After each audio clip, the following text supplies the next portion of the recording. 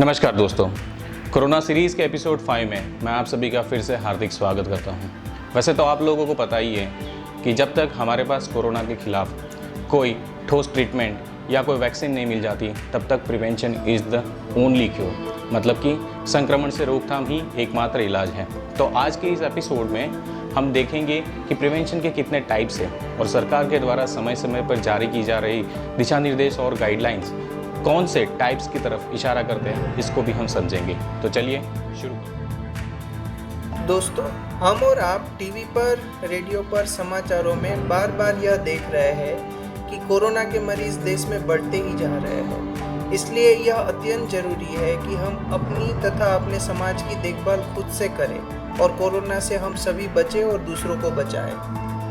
अगर हम कोई भी बीमारी की संक्रमण श्रृंखला के बारे में जानते हैं तो हम उस संक्रमण श्रृंखला को रोक सकते हैं। सामान्यतः कोई भी बीमारी के फैलाव के लिए उस बीमारी का स्रोत, संक्रमण के तरीके और ससेप्टिबल व्यक्ति जिसको बीमारी नहीं है, ऐसे व्यक्ति का उस स्थान और समय पर एक साथ उपस्थित होना जरूरी है और बीमारी के फैलाव के लिए उस समय अनुकूल वातावरण का होना अत्यंत आवश्यक है।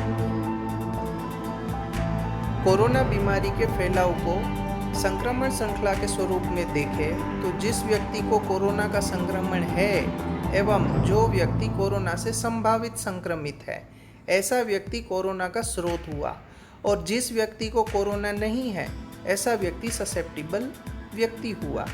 इन दोनों के बीच में कोरोना का संक्रमण मुख्य रूप से डायरेक्ट ट्रांसमिशन के द्वारा या परोक्ष रूप से यानी इनडायरेक्ट ट्रांसमिशन से हो सकता है। यह चीज़ें आप हमारे पहले के वीडियो में देख चुके हैं। अभी तक कोरोना के केस में सभी प्रकार के वातावरण में तकरीबन एक जैसा ही संक्रमण का फैलाव देखा गया है। इसीलिए हम शायद सभी प्रकार के वातावरण को कोरोना के फैलाव के लिए अनुकूल मान सकते हैं। वैसे ठंडा और नम वातावरण में कोरोना जैसी विषाणु से फैलने वाली बीमारियां ज़्यादा तेजी से फैलती है। खास करके बंद कमरों में कोरोना का डायरेक्ट संक्रमण ज़्यादा तेजी से होता है। हम सब ने हमेशा से यह सुना है कि prevention is better than cure, मतलब रोकथाम इलाज से कहीं ज़्यादा बेहतर है। अगर हम रोकथाम के प्रकारों के बारे में जानें तो हम बीमारियों को फैलने से 4 चरण पर रोक सकते हैं, जिसमें सबसे पहला है प्राइमोर्डियल प्रिवेंशन, मतलब हम लोग कोरोना के स्रोत के संपर्क में ही ना आए। दूसरा है प्राइमरी प्रिवेंशन, यानी हम लोग कोरोना के स्रोत के संपर्क में तो आए लेकिन जिस तरीके से कोरोना फैलता है उससे बचे। तीसरा है सेकेंडरी प्रिवेंशन, मतलब अगर हमें कोरोना जैसे लक्षण दिखे तो तुरंत ही कोरोना की जांच करवाए। चौथा है टर्सरी प्रिवेंशन, मतलब हमें गंभीर लक्षण आए तो हम अस्पताल में इलाज करवाएं। हम सब जानते हैं कि फिलहाल कोरोना का कोई भी इलाज या वैक्सीन उपलब्ध नहीं है, इसलिए अब तक हमने जो भी कदम उठाए वह इन्हीं 4 रोकथाम के चरण के अनुसार उठाए गए हैं। जैसे कि जो लॉकडाउन हुआ वह पहला चरण प्राइमोर्डियल प्रिवेंशन के अनुसार हुआ।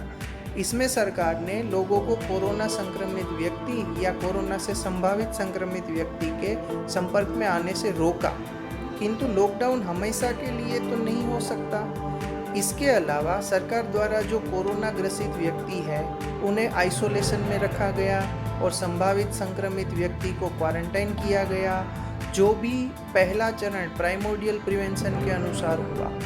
इसके अलावा सरकार ने हमेशा सामाजिक दूरी, मास्क एवं हाथों की स्वच्छता के बारे में जानकारी दी, जो कि डायरेक्ट संक्रमण एवं इनडायरेक्ट या परोक्ष संक्रमण से हमें बचाता है, जो कि दूसरा चरण प्राइमरी प्रिवेंशन का प्रकार हुआ।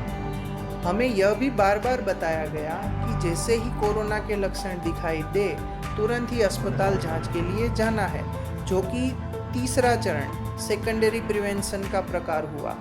और यद्यपि हमें बहुत बीमार हुए तो अस्पताल में भर्ती कर इलाज करवाना, वो चौथे चरण टर्सरी प्रिवेंशन का प्रकार हुआ।